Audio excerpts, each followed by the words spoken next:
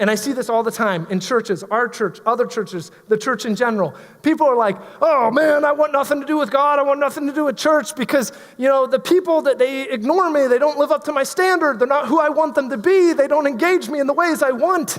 But think about it this way for a second. What if we invented a cloning machine? We just went ahead and stuck you in there. Let's pound out 1,000 of you, shove you into a church building, and then invite you to come in.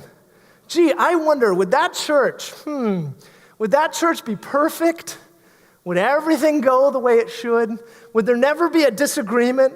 Would there never be frustration? Would everyone be unified in everything? See, the truth is, what makes us angry about other people usually is coming from our own dysfunctions.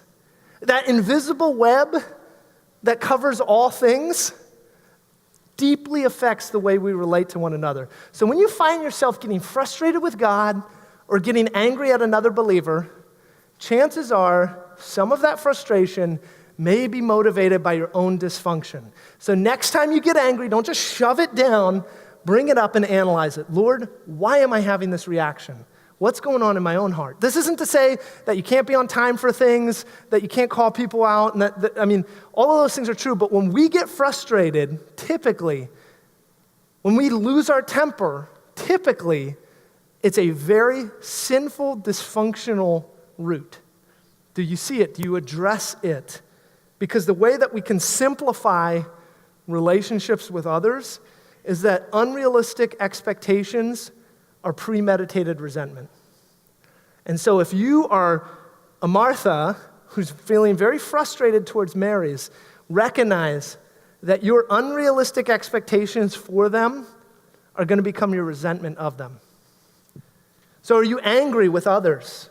Are you angry with God? What areas of relational tension exist in your life today? Here's what I would tell you. Don't leave here until you make peace with God.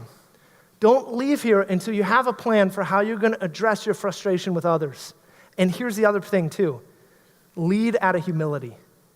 Because while relationships are messy and challenges, it's always two-sided, the truth is some of it's coming from you and not just them.